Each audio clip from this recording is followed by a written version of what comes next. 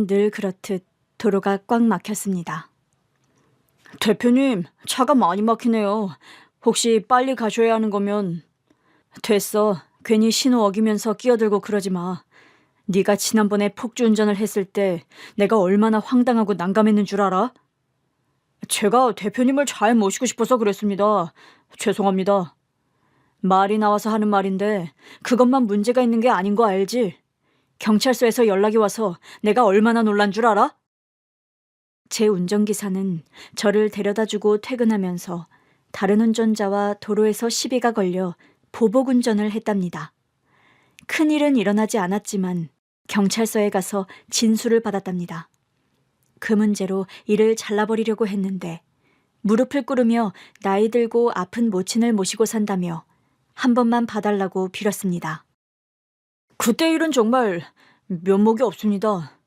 그런데 슈퍼카 탄 놈이 저한테 가운데 손가락을 내밀었다니까요. 야 임마, 세상 사람들이 다 정상적인 사고로 살아간다고 생각해? 별나고 위험한 사람이 태반이라고.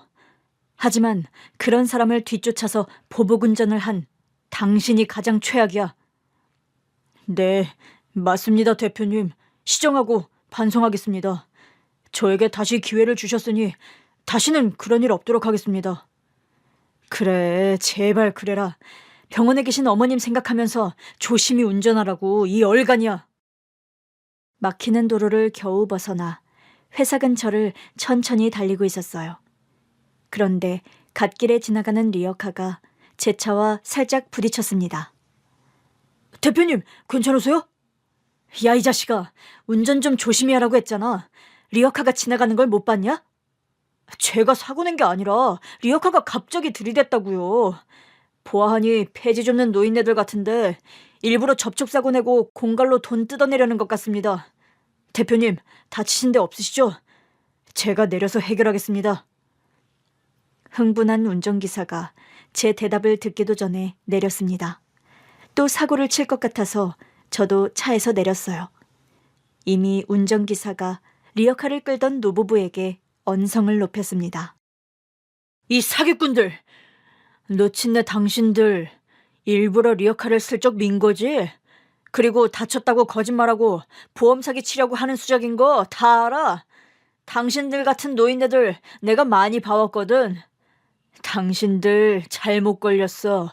내가 오늘 참교육이 뭔지 보여줄 거야. 운전기사가 막말을 내뱉자 노부부 중 할머니가 대답했어요.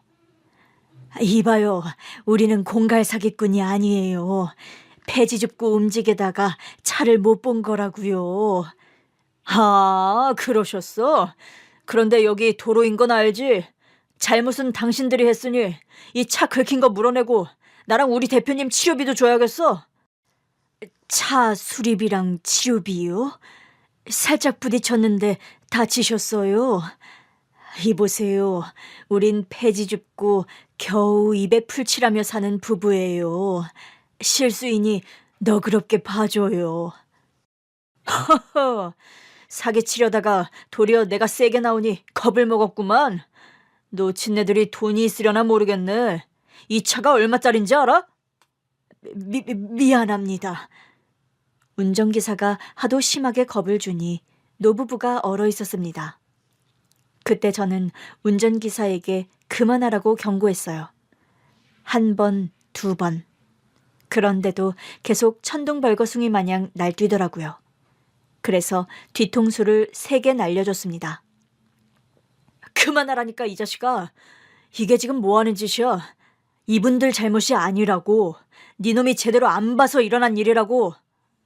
그러자 운전기사는 뒤통수를 만지며 저에게 고개를 숙이더군요. 당장 어르신들께 사과해 자식아. 대표님, 공갈치는 노인네들입니다. 사기꾼들이란 말이에요. 해고당하고 싶니? 오늘 마지막 출근할래? 아, 알았어요. 저기 어르신들 죄송합니다. 제가 잘못했습니다. 운전기사가 정중하게 사과하자 두 노부부가 제 얼굴을 빤히 보더군요. 우리 어디서 본 적 있나요? 네, 그런 것 같아요. 빚을 갚아야 할 날이 왔군요. 두 분, 오늘 가만두지 않겠습니다. 빚을 갚는다니 우리가 뭘 잘못했소? 날 아직도 기억 못하는군요. 자세히 보세요. 두 노부부는 저를 한참 보더니 뒷걸음질을 치더군요. 당신은 드디어 알아보셨군요. 자, 이제 되갚아줘야겠네요. 가까이 오시죠. 노부부는 저를 알아보고 사시나무처럼 덜덜 떨기 시작했습니다. 이분들이 왜 저를 알아보고 경악을 금치 못했을까요? 저는 무슨 빚을 갚는다고 말하는 걸까요? 조금 옛날로 돌아가 사연을 적어보도록 하겠습니다. 노부부와의 반전 결말은 뒤에 이어서 쓸 테니 끝까지 들어주시길 바랍니다. 5살 때 엄마가 돌아가시고 아빠와 둘이 2층 주택집의 옥탑에서 생활했어요. 아빠가 뇌성마비라서 일을 하지 못해 실질적으로 엄마가 가장이었는데 과로를 많이 해서 그런지 암으로 돌아가셨습니다. 아빠의 보조금이 매달 나오긴 했지만 엄마와 셋이 살던 집의 월세를 내기에도 빠듯했어요. 그래서 동네에서 가장 저렴한 옥탑방으로 이사 갔답니다. 주인 부부가 1층에 살았고 2층에는 새를 들어 사는 가족들이 있었어요. 2층 분들은 일찍 나가서 일을 하시고 늦게 들어와 마주칠 일이 거의 없었습니다. 반면 1층 주인집 부부는 저와 아빠가 외출하거나 들락날락할 때마다 얼굴을 비추고 살갑게 인사도 해주시고 먹을 것도 나눠주셨어요. 성준이 어디 가니? 아줌마, 아저씨, 안녕하세요. 저랑 아빠는 동사무소에 가요. 서류 신청할 게 있어서요. 그렇구나. 성준아, 이따가 들어올 때 옥탑으로 바로 가지 말고 아줌마 집에 들러라. 아줌마 아저씨랑 같이 점심 먹자. 정말요? 네, 좋아요. 아빠, 아줌마가 점심 같이 먹자네요. 사모님, 이러지 않으셔도 됩니다. 너무 자주 신세를 지는 것 같거든요. 월세도 절반만 받아주시는 것도 모자라 저희 부자한테 선심을 너무 많이 베푸시는 거 아닌가요? 김씨, 사람은 원래 두루두루 어울리면서 지내는 거야. 밥 좀 같이 먹는다고 신세 지는 거 아니니까 잔말 말고 볼일 보고 와서 들러. 주인 아줌마 아저씨는 아빠보다 나이가 10살 이상, 아니 그보다 더 많았던 것 같아요. 정확한 나이는 알 수 없었지만 한참 어른이라는 건 얼굴에 주름을 보고 알 수 있었죠. 아줌마가 해주신 밥은 돌아가신 엄마가 해준 밥보다 훨씬 더 맛있었어요. 군침 도는 제육에 조금만 깨물어도 으스러지는 콩자반, 사각사각 소리가 나며 씹히는 콩나물 무침. 그 밖에도 요리를 너무 잘하셔서 1층 집에 들어가는 것은 저에게 엄청난 행복이었습니다. 성준아, 안 빼앗아 먹으니까 천천히 꼭꼭 씹어 먹어라. 그렇게 대충 씹고 삼키면 탈난다. 아줌마가 해준 음식이 너무 맛있어서 뱃속에 거지가 끌어당기고 있어요. 그래서 몇 번 안 씹어도 막 넘어가요. 맛 표현을 기가 막히게 하네. 우리 남편은 맛있다는 소리를 한 번도 안 하는데. 이러니까 성준이만 보면 밥 먹이고 싶어 안달난다니까. 성준아, 내일도 와서 같이 밥 먹자. 네, 아줌마. 정말 맛있는 밥 잘 먹었습니다. 주인집 부부는 자녀가 없었어요. 이유는 당연히 잘 모르고 괜히 질문하지도 않았습니다. 1층 부부에게는 그렇게 자주 밥을 얻어먹기도 했고 집 밖, 길에서 마주치면 어김없이 저에게 과자나 아이스크림 같은 간식을 사주셨어요. 제가 애교도 있고 간절한 눈빛을 보내면 아주머니가 귀신같이 알아보고 슈퍼에 데리고 가셨답니다. 한편 2층에 새들어 사는 부부도 1층 부부 또래의 사람들이었어요. 자식은 아들 하나가 있었는데 저보다 훨씬 큰 중학생 형이었답니다. 2층 부부는 부부싸움을 허구한 날 했고 목청이 얼마나 큰지 옥탑에서 지내는 저와 아빠가 매일 싸우는 소리를 들었답니다. 아빠, 2층 아줌마랑 아저씨가 또 싸우나 봐요. 그냥 모른 척하고 있어라. 어른들은 가끔 싸우기도 하니까. 가끔이 아니라 맨날 싸우잖아요. 그리고 아빠랑 엄마도 한 번도 안 싸웠잖아요. 1층 아줌마 아저씨도 안 싸우고요. 싸우는 부부도 있고 그러지 않는 부부도 있는 거야. 성준아, 괜히 2층 사람들과 마주치면 인사만 하고 다른 건 묻지 마라. 알겠지? 나도 그 정도 눈치는 있어요. 왜 싸웠냐고 묻지도 않을 거고 시끄럽다는 소리도 안 할 거예요. 2층 식구들과는 어색하게 인사만 하고 지나치는데 2층 부부는 저희 부자의 인사를 무시하며 지나갔습니다. 그리고 중학생 형은 저만 보면 꼬맹이라고 하면서 이상한 말을 했습니다. 야, 꼬맹이, 너 이리 와봐. 왜, 형? 야, 너네 아빠 걷는 게 왜 그 모양이냐? 우리 아빠는 태어날 때부터 뇌성마비였대. 불쌍하네. 야, 꼬맹이, 너 형이랑 재밌는 거 안 할래? 재밌는 거 뭐? 딱지치기? 구슬치기? 유치하긴. 그것보다 더 재밌는 일이야. 1층 주인집에 몰래 들어가서 구슬 같은 보석이 박힌 목걸이를 가지고 나오는 게임이야. 아, 그건 나쁜 짓이잖아. 남의 물건을 훔치는 거잖아. 야, 그건 훔치는 게 아니라 설이라고 하는 거야. 옛날부터 가까운 이웃의 물건을 쓱 가져오는 놀이란 말이야. 이거 아주 재밌는 게임이니까 형이랑 해보자. 내가 막 보고 있을 테니까 네가 들어가서 구슬 박힌 목걸이를 가지고 와. 2층 집 형이 저에게 도둑질을 시키자 두 다리가 떨렸어요. 싫다고 거절하고 옥탑으로 올라가려는데 형이 저를 잡고 놔주지 않더라고요. 야, 꼬맹이, 너희 아빠 한쪽 다리는 멀쩡하지? 이 형이 다른 다리를 분질러버리면 어떻게 될까? 네 아빠는 걷지도 못하는 사람이 될 거야. 꼬맹아, 이 형은 마음먹은 일은 다 하거든. 너 아빠가 이 계단을 아예 내려오지 못하는 사람으로 지내면 좋겠어? 형, 그러지 마. 우리 아빠 괴롭히지 마. 쉿, 꼬맹아. 그러니까 나랑 같이 게임을 하자고. 구슬 박힌 목걸이. 너무 무서웠던 저는 형 앞에서 계속 부들부들 떨다가 제안을 받아들였습니다. 알겠어. 대신 우리 아빠는 괴롭히면 안 돼? 그래, 걱정하지 마.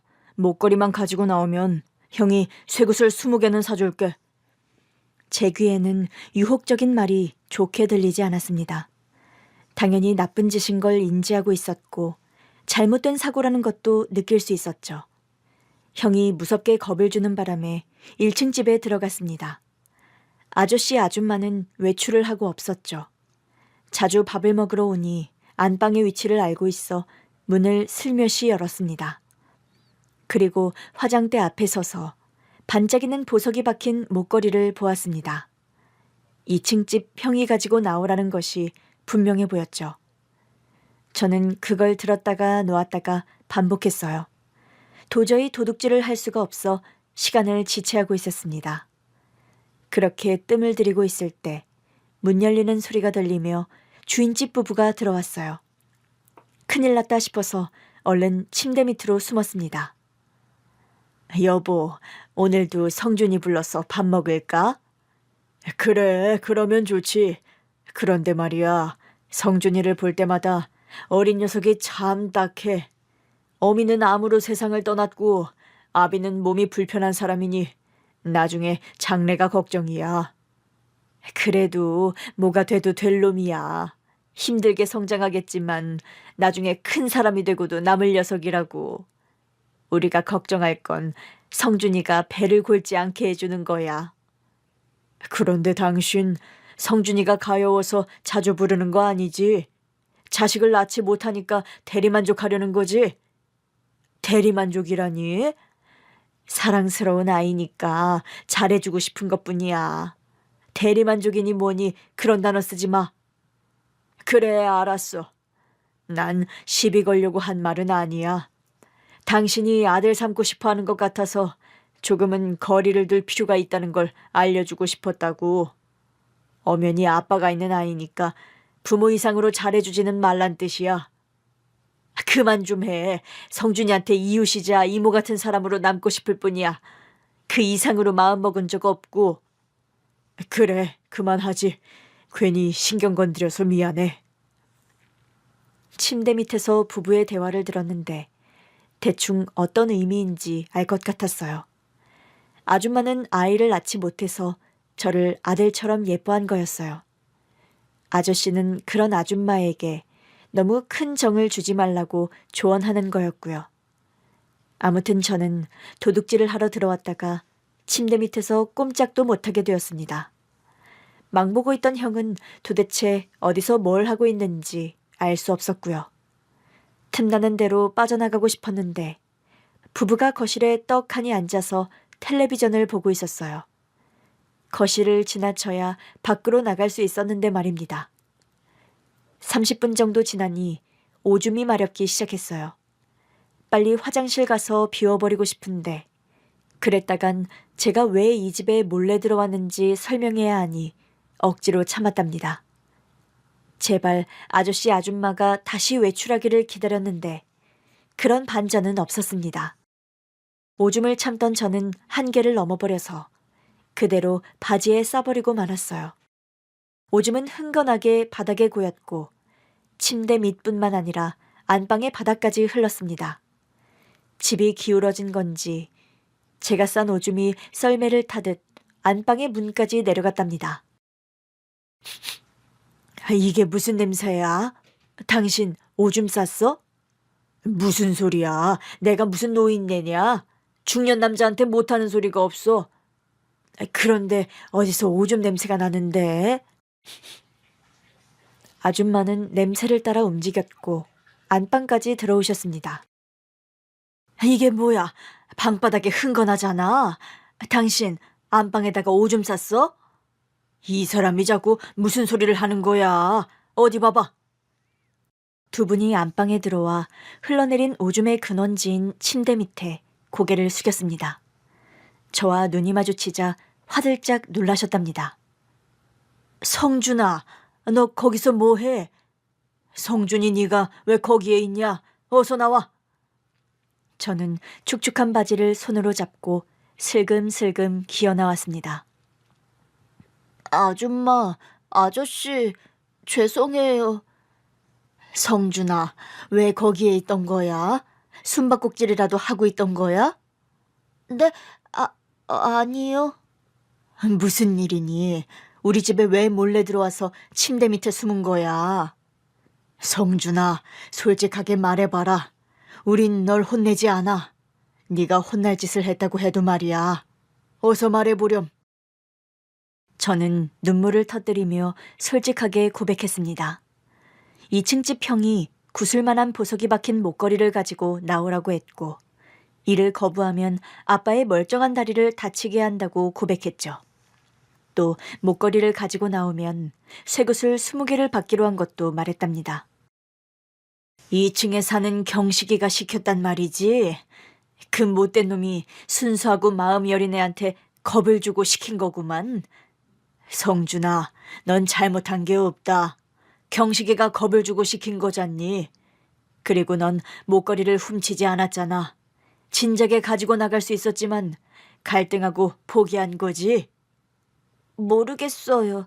훔칠까 말까 손으로 집었다가 놓았다가 반복했어요. 그러다가 아저씨랑 아줌마가 들어왔고요. 제가 모든 걸 고백했더니 아저씨가 저를 화장실로 데려가셨어요. 저를 씻기고 옥탑방에 가셔서 아빠한테 사실대로 말하고 속옷과 바지를 가지고 오셔서 입혀주셨습니다. 할머니는 방바닥을 깨끗이 닦으셨고요. 그리고 2층 집 경식이 형을 불렀답니다. 경식이 너 애한테 뭘 시킨 거야? 내 목걸이를 훔치라고 시킨 거냐? 제가요? 아니요. 생사람 잡지 마세요. 그럼 성준이가 거짓말을 한다는 거야? 네, 그런 것 같은데요. 오늘 성준이랑 마주치지도 않았는데 갑자기 저를 불러다 놓고 도둑놈 취급하시니 기분이 더럽네요. 끝까지 거짓말을 하겠다. 네 부모님 오시면 똑같이 거짓말을 하는지 보자. 마음대로 하세요. 난 잘못한 거 없어요. 2층 집 형은 표정 하나 바뀌지 않고 거짓말을 하더군요. 저와 아빠는 옥탑으로 올라갔고 밤 8시가 넘어서 1층 할머니가 불러 내려갔답니다. 2층 집 부부는 날이 선 채로 저를 노려보더군요. 야, 꼬맹이. 네가 내 아들이 도둑질을 시켰다고 했냐? 네 거짓말 때문에 우리가 지금 여기서 뭐 하는지 모르겠다. 아줌마, 형이 시킨 거 맞아요. 이게 끝까지 거짓말을 하네? 내 아들은 공부도 잘하고 착한 우등생이야. 도둑질하는 그런 애가 아니라고. 저기 아저씨, 성준이를 도대체 어떻게 키운 거예요? 아, 몸이 멀쩡하지 못하니까 남한테 빌부터 먹고 살았으니 도둑질이나 하라고 가르쳤겠지? 그 말에 주인집 아줌마가 발끈했습니다. 이봐요, 2층 아줌마, 말이 심하잖아요. 그럼 우리 아들이 도둑으로 몰렸는데 말이 곱게 나오겠어요? 성준이 5살입니다. 누가 시키지 않고 도둑질을 할 애가 아니라고요. 그걸 어떻게 장담해요? 지 애비가 남한테 도움받고 사는 입장이니 남의 것을 쉽게 탐하는 거 아니겠어요? 내 아들을 의심하는 게 굉장히 불쾌하고 기분이 더럽지만 새를 들어 사는 입장이니 그만하고 가겠어요. 아직 진실을 밝힌 게 아니잖아요. 그럼 경찰에 신고를 해보세요. 이 집에 몰래 들어와 도둑질 하려던 꼬맹이를 잡아서 진실을 밝혀보라고요. 됐습니다. 경찰까지 부를 일 아니니까 그만 가세요. 2층 아줌마가 경식이 형을 데리고 올라갔고 저와 아빠도 옥탑으로 돌아갔습니다. 성준아, 이리 와서 종아리 걷어라. 아빠, 왜요? 누가 시켰든 아니든 넌 도둑질을 하려고 했어. 침대 밑에 숨어서 오줌까지 쌌고 아주 못된 짓을 했지. 아빠, 그거 경식이 형이 시킨 거예요. 아빠 다리를 분질러 버리겠다고 해서 걱정이 돼서 그런 거라고요. 참말 말고 종아리 걷어. 어렸던 저는 질질 짜면서 종아리를 걷었고 회초리로 벌을 받았답니다. 그 사건 이후로 아빠는 다시는 1층 집에 가지 말라고 했습니다. 밥을 얻어먹으러 가도 안 되고 아줌마가 불러서 놀자고 해도 무시하고 옥탑으로 돌아오라고 하셨죠. 성준아, 아줌마 집에 밥 먹으러 와. 아니에요. 며칠 전 일 때문에 그러는 거야? 괜찮으니까 아줌마랑 들어가자. 안 돼요. 다시는 아줌마 집에 들어가지 말라고 했어요. 아빠가 그러셨구나. 그럼 내가 아빠를 설득해 볼게. 일단 올라가거라. 아줌마는 아빠한테 제 얘기를 하셨고 전처럼 지내자고 하셨는데 거절하셨습니다. 앞으로는 선을 지키면서 지내자고 하셨어요. 아빠가 그렇게 말씀하시는 걸 듣고 마음속으로 엄청 화를 냈답니다. 저는 8살까지 집에서 아빠한테 공부를 배웠고 학교에 입학했습니다. 처음으로 많은 아이들과 공부를 하고 놀게 되니 저에겐 신세계였어요. 그런데 얼마 지나지 않아 사고가 생겼어요. 뇌성마비 아빠가 공공근로를 하러 가셨다가 계단에서 내려오다가 넘어지셨는데 뇌출혈이 심해서 수술 도중 돌아가셨습니다. 8살에 혼자가 된 저는 고아원에 가야 할 상황이 닥쳤습니다. 부모님 2분을 여의었고 저에겐 다른 가족이 없으니 선택권이 없었답니다. 그런데 주인집 부부가 저를 거둬주시겠다며 함께 살자고 하셨어요. 정식으로 입양하는 건 아니었고 제가 성인이 되어 자립할 때까지 보호자가 되어주시겠다고 손을 내밀어 주셨답니다. 사막 위를 걷다가 오아시스를 만난 기분이었죠. 그렇게 고아원 대신 1층 집 부부와 함께 살게 되었어요. 성준아, 달라지는 거 하나도 없어. 아줌마는 항상 성준이를 예뻐하고 잘 돌봐줄 거야. 네가 성인이 될 때까지 돌봐줄 테니 편하게 지내. 맞다, 성준아. 똑같이 아줌마 아저씨랑 잘 지내면 돼. 네, 고맙습니다, 아줌마 아저씨. 그럼 이제부터 옥탑이 아니라 여기서 사는 거예요? 일단은 우리랑 같이 살다가 옥탑에 가고 싶으면 그렇게 해도 된다. 여기는 성준이 네가 사는 집이니 마음대로 해도 돼. 두 분은 저에게 과한 사랑을 주셨습니다. 그렇게 어린 시절 부모님을 여의고 감사한 두 분의 도움으로 무사히 학교 생활을 하며 굶지 않고 좋은 잠자리에서 잠을 잤답니다. 2층 집 식구들은 떠나지 않고 살았는데 1층 부부와 사이가 굉장히 안 좋았어요. 도둑질 사건 이후로 대면대면하게 지냈답니다. 경식이 형은 저를 보면 잘못 걸리는 날이 오면 제대로 혼내주겠다는 경고를 서슴지 않고 했고요. 어느새 세월은 흘러 제가 중학교에 입학했습니다. 아줌마가 아주 질 좋은 교복을 맞춰주셨고 가방과 운동화도 좋은 거로 사주셨답니다. 성준아, 네 뒤에는 항상 우리가 있으니까 기죽지 말고 살아. 감사합니다, 아줌마. 감사하면 나중에 커서 꼭 훌륭한 사람이 되어야 한다. 네, 아줌마. 중학교에 가서 키가 가장 작았던 저는 맨 앞자리에 앉았어요. 왜소하고 힘이 약한 건 타고난 체질이라서 아줌마의 맛있는 밥을 많이 먹어도 달라지지 않더라고요.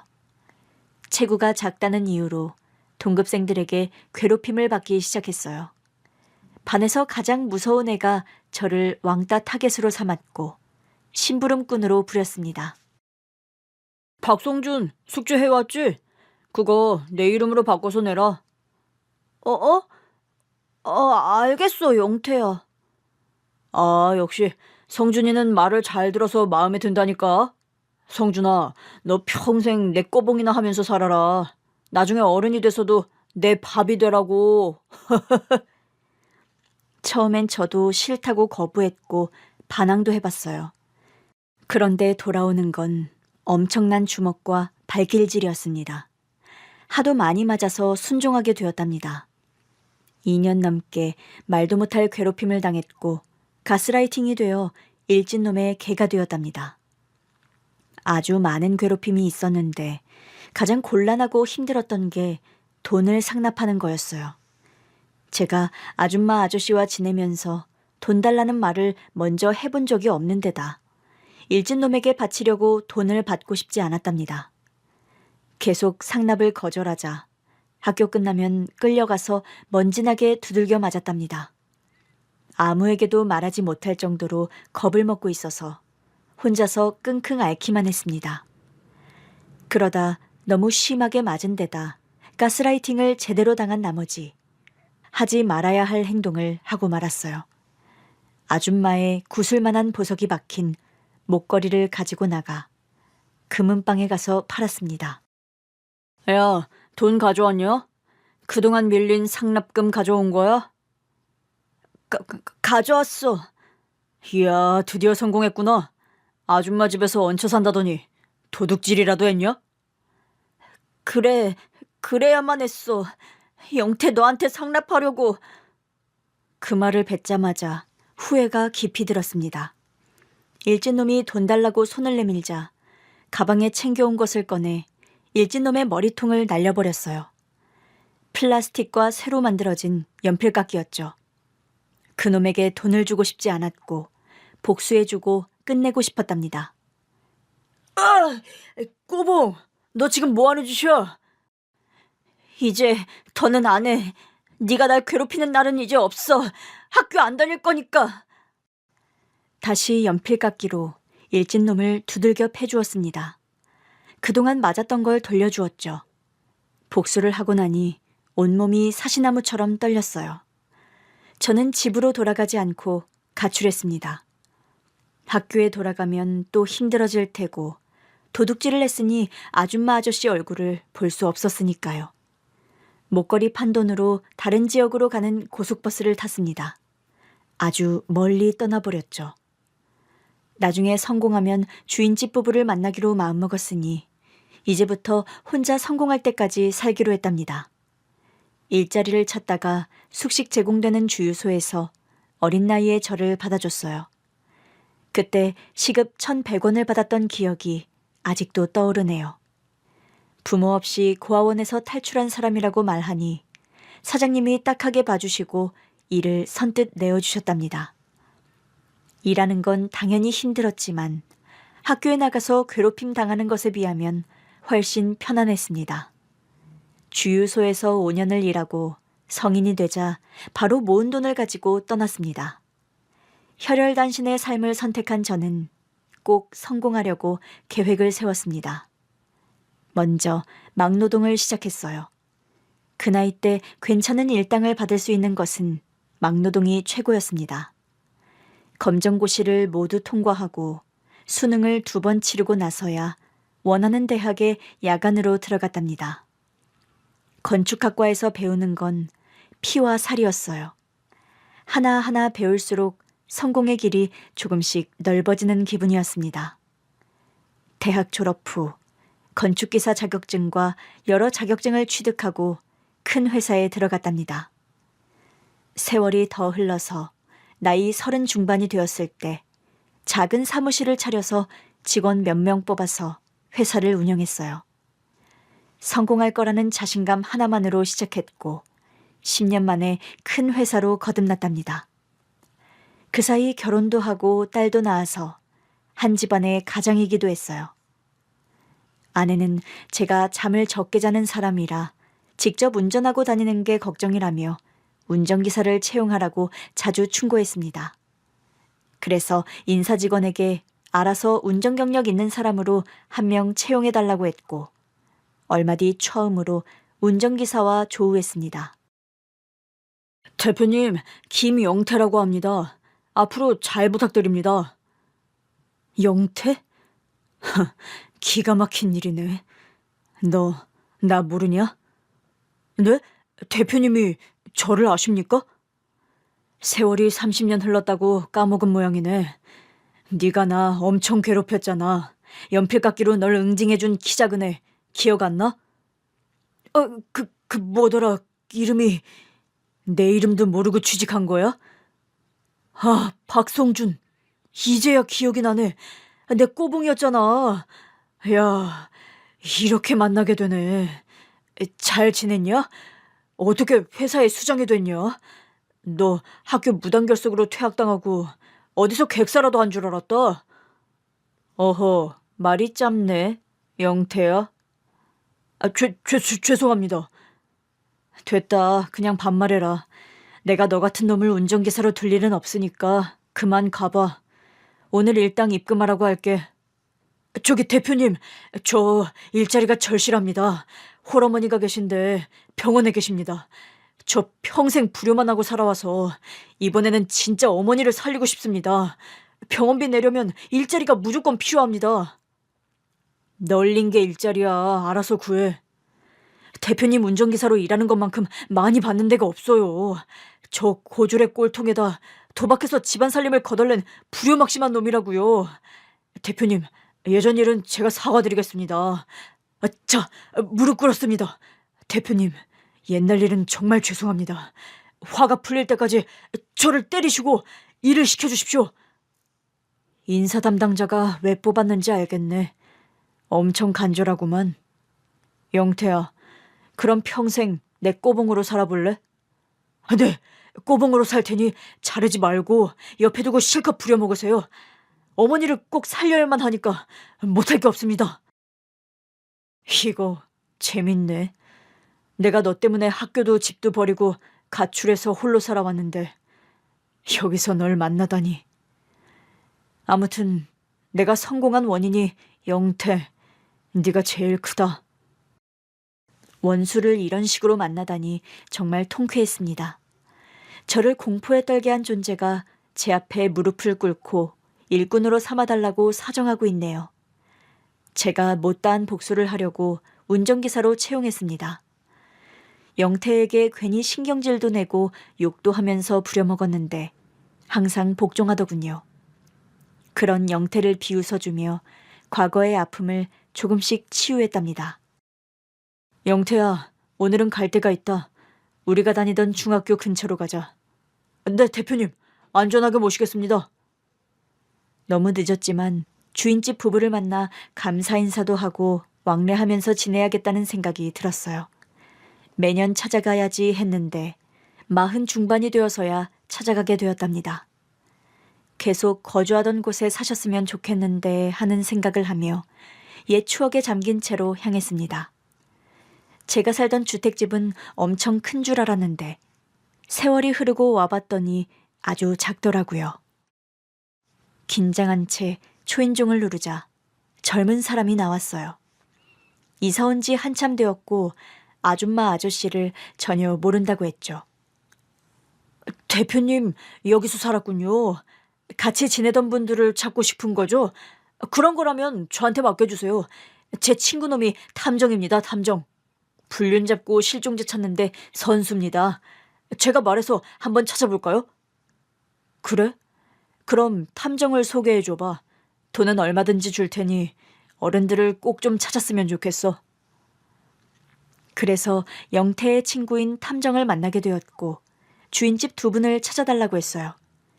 제가 기억하는 건 아주머니의 성함뿐이어서 시간이 조금 걸릴 것 같다고 하더군요. 그래도 무조건 찾겠다고 하니 돈을 지불하고 기다렸습니다. 아직도 못 찾은 건가? 영태, 자네 친구 돈만 받고 일 안 하는 거 아니야? 아닙니다. 걔가 형사 출신이어서 신뢰는 확실합니다. 이름 석자만으로 사람을 찾는 거라 시간이 조금 걸리는 것뿐입니다. 그렇단 말이지. 빨리 좀 찾았으면 좋겠는데. 그리고 며칠 뒤에 운전기사가 리어카와 접촉사고를 냈고 노부부와 조우하게 되었습니다. 이제부터 이어지는 결말을 써볼 테니 마저 들어주시기를 바랍니다. 날 기억 못해요? 누구시더라? 빚을 갚을 때가 이제야 왔네요. 무섭게 왜 그러세요? 우리가 무슨 잘못이라도. 할머니 할아버지와 눈을 오랫동안 마주치자 그제야 저를 알아보더군요. 할머니가 저에게 다가와 안아주셨습니다. 아유, 너 성준이 맞지? 아줌마, 아저씨, 저 맞아요. 못돼 먹은 성준이가 저예요. 이게 얼마만이야? 꼬박 30년 만이지. 도대체 어떻게 살아온 거야? 세상에나, 우리 집 옥탑에 살던 성준이란 말이지. 아비 돌아가시고 우리랑 같이 살았던 그 박성준이란 말이지. 가출하고 어디 가서 살았는지 죽었는지 소식을 모르고 살았는데 무사했구나. 성준아, 살아있었구나. 아주머니에 이어 아저씨도 안아드렸습니다. 네, 그놈이 바로 접니다. 너무 오래 걸렸죠. 다시 만나게 되는 날이. 잘 살고 있었으면 됐다. 네가 우리랑 사는 게 부담스럽고 불편해서 떠난 것이니 어쩌겠냐. 2분은 제가 가출한 이유를 모르고 있었습니다. 그도 그럴 것이 한 번도 괴롭힘 당하고 지낸 걸 말한 적이 없으니까요. 그래서 집을 나와 독립한 이유와 살아온 과정을 함축적으로 말씀드렸습니다. 그러자 아주머니가 영태의 귀싸대기를 날렸습니다. 이 나쁜 놈, 네가 우리 성준이를 괴롭혀서 우리랑 찢어지게 만든 거야? 우리 성준이를 괴롭히게 한 장본인이 운전기사라 이거지? 오늘 날 제대로 잡았네. 여보, 이 운전기사 놈 우리가 혼쭐을 내주자고. 우리가 성준이가 떠나고 얼마나 슬퍼한지 기억나지? 그 감정을 되살려서 확실하게 혼쭐을 내주잔 말이야. 2분이 영태를 혼내는데 굳이 말리지 않았습니다. 따지고 보면 다 맞는 말씀이니 영태가 얻어맞는 걸 구경만 했답니다. 영태는 손을 가지런히 모으고 날아오는 싸대기를 묵묵히 받아들였습니다. 죄송합니다, 어르신들. 제가 죄인입니다. 그럼 쳐맞아야지. 여보, 이놈을 그냥 폐지랑 같이 고물상에 넘겨버리자고. 그래, 이런 놈은 숨쉬는 공기도 아까워. 감히 우리 성준이를 그렇게 괴롭혔다니 피가 거꾸로 솟는다고. 두 분은 한참 동안 혼쭐을 내주셨고 제가 말렸습니다. 아줌마, 아저씨, 이젠 제가 괴롭혀주고 있어요. 그만하셔도 됩니다. 그런데 어쩌다가 이렇게 폐지를 주우면서 지내시는 거예요? 아줌마, 어디로 이사를 가신 거예요? 우리 인생도 한 방에 나락을 가버렸지. 2층에 살던 경식이 식구들 알지? 그 부모가 작정하고 우리한테 사기를 쳤어. 재개발되는 곳에 분양권을 받으라고 소개를 해줘서 노후 자금을 벌 것 같아서 투자를 했지. 우리가 가진 게 많진 않아서 살던 집을 담보로 대출을 받았지. 2층 집 부부가 사기를 쳤단 말이죠. 경식이 형의 부모가. 그래, 벌써 20년도 지난 일이다. 우리 부부는 단칸방에서 지내고 있고 운동 삼아 폐지 주우면서 먹고 살아. 제가 진작 찾아뵀어야 했는데 제 운전기사 친구가 탐정이라서 두 분을 찾아달라고 얼마 전에 의뢰했거든요. 더 빨리 찾았더라면 두 분이 이렇게 힘들게 지내지 않을 수도 있었는데. 성준아, 대체 무슨 말이니? 네가 우리를 책임져야 하는 의무라도 있는 거냐? 지금 우리 앞에 나타나준 것만으로도 이미 여한을 풀었단 말이야. 아주머니, 아저씨, 여기서 이럴 게 아니라 저랑 같이 대구로 가시죠. 제가 진 빚을 갚아드리겠습니다. 네가 빚진 게 뭐가 있다고 그러냐? 우린 괜찮아. 저 아주머니가 해주신 밥을 먹고 싶어요. 그런 거라면 얼마든지 해줄 수 있지. 그래, 우리 집에 가자. 가서 밥도 먹고 그동안 어떻게 살았는지 얘기도 들어보자. 운전기사한테 리어카를 끌고 고물상에 가서 폐지를 팔고 오라고 시켰습니다. 제가 운전대를 잡고 노부부를 뒷좌석에 앉게 해드렸어요. 10분 거리에 있는 원룸촌에 도착해 두 분의 집 안으로 들어갔답니다. 좁은 방에서 두 분이 여러 짐을 쌓아놓고 지내는 걸 보니 마음이 아프더라고요. 저를 먹여 살려줬던 분들이라 잘 살아오셨길 바랐는데 말입니다. 집이 좀 좁지. 그래도 둘이 살기 딱 좋아. 안 그래, 여보? 그럼 딱 좋지. 게다가 원룸촌에 젊은 사람들이 많아서 우리도 똑같이 젊어진 기분이라니까.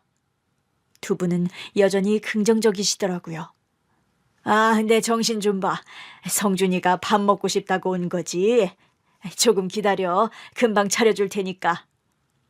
다 보이는 주방에서 요리하는 아주머니의 뒷모습을 보았더니 허리가 많이 굽은 데다 흰머리가 아주 많더라고요.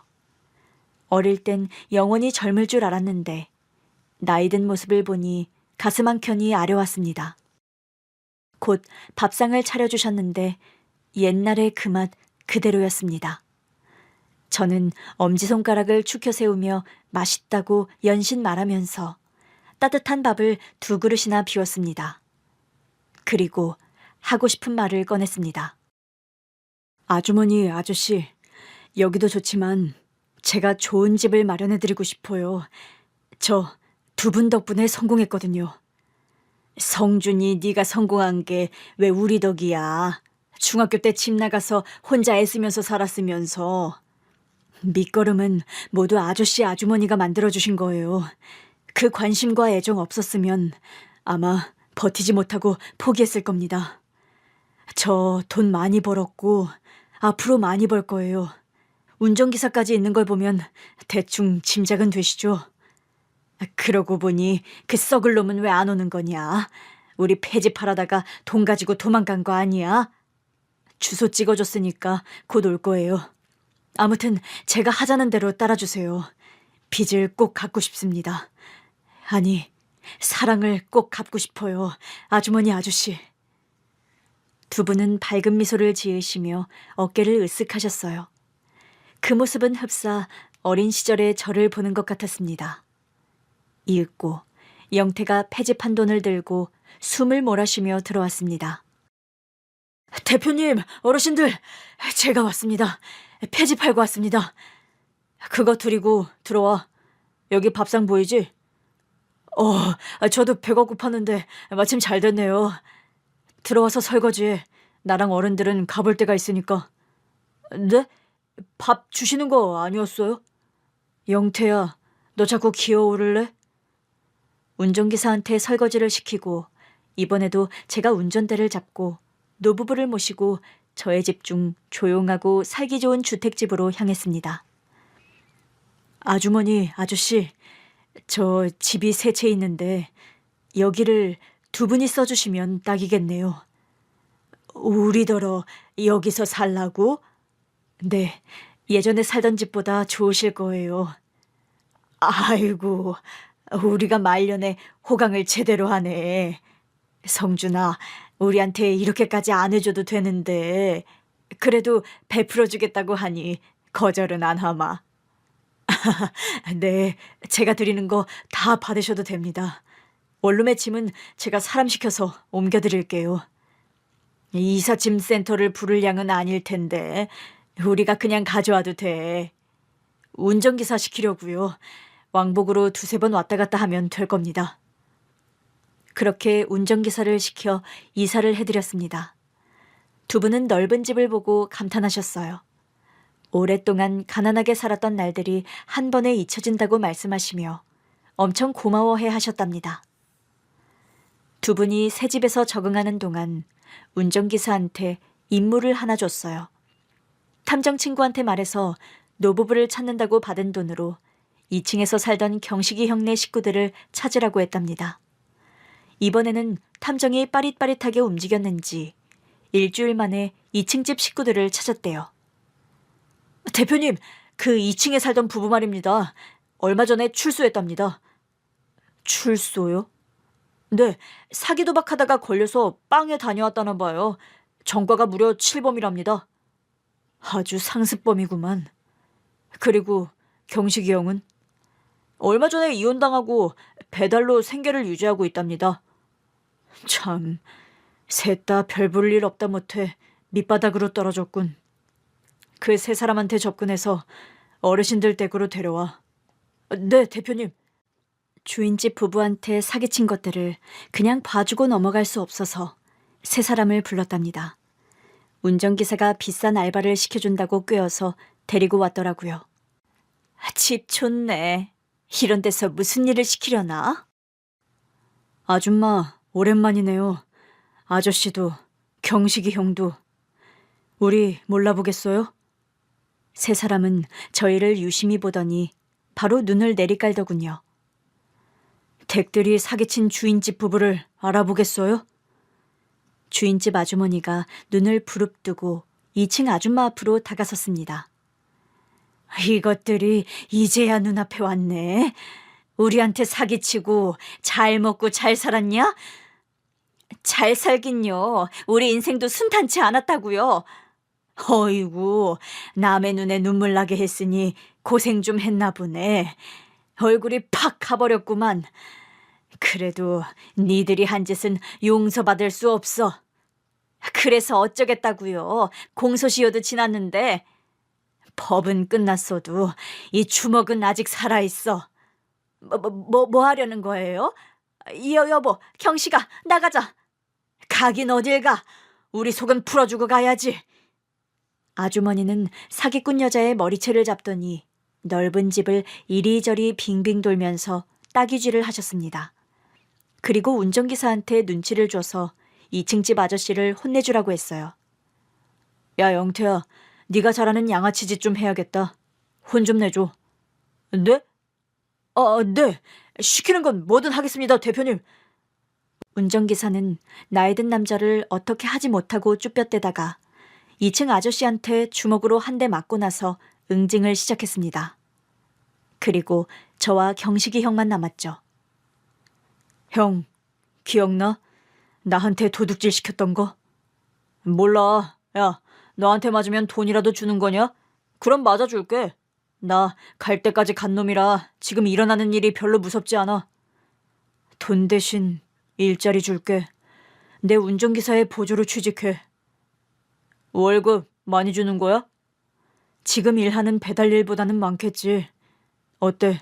해볼래? 네, 대표님. 해보겠습니다. 그래. 그럼 사기꾼 자식이자 날 도둑놈으로 만들려고 했던 너를 조금만 손봐줄게. 오늘이 니들 식구가 응징당하는 날이니 달게 받아. 어릴 적 그 못된 형은 어느새 이빨 빠진 호랑이가 되어 제 앞에서 설설 기며 때리는 매를 그대로 맞고만 있었습니다. 2층 부부는 한참을 얻어맞고 나서 노부부 앞에 무릎을 꿇었습니다.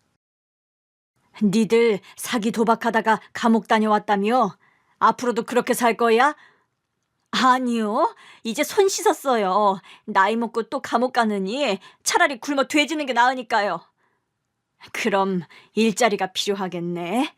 여기서 가정부로 일하고 네 남편은 우리 운전기사로 일하면 좋겠어. 성준이가 그러라고 했거든. 우리더러 두 분의 가정부, 운전기사로 일하라고요? 응. 월급은 우리한테 사기친 걸 일부씩 까면서 받을 거야. 불만이면 나가도 돼. 니들 나이 처먹고 전과자라 취업이 될지 모르겠네. 출소하고 여기저기서 떠돌면서 지내고 있어요. 일자리를 구하지 못했어요. 그래서 여기서 일하겠다는 거지? 허튼 짓 할 생각은 하지 마. 홈카메라를 설치해 놓았으니까 도둑질하고 튀는 건 못할 거야. 저희 손 씻었다니까요. 일 열심히 할 테니까 시켜주세요. 여보, 당신도 할 거지? 그럼 해야지. 우리가 찬밥 가릴 때가 아니잖아. 어르신들 앞으로 잘 모시겠습니다. 그래, 우리가 당한 거 배로 돌려주면서 부려먹어줄게. 그러고 보니 우리 한 집에 살던 식구들이 죄다 모였네. 파티라도 해야 하나? 할머니, 바로 잔치상을 차리라고 하시죠. 이제부터는 두 분이 여기서 왕이니 하고 싶은 대로 다 하시면서 지내세요. 그래, 그거 아주 마음에 드는구나. 성준이 덕분에 원수를 부려먹게 생겼어. 사기꾼들 뭐해? 당장 주방 가서 한 상 가득 차리지 않고. 출소 후 빌빌거리던 2층 부부는 기회를 놓치지 않고 잡겠다고 바로 주방으로 들어가더군요. 이후 노부부는 2층 사기꾼 부부를 3년 정도 부려먹고 내쫓아버렸습니다. 살림을 열심히 해도 나아지는 게 없다며 마음에 들어 하지 않으셨거든요.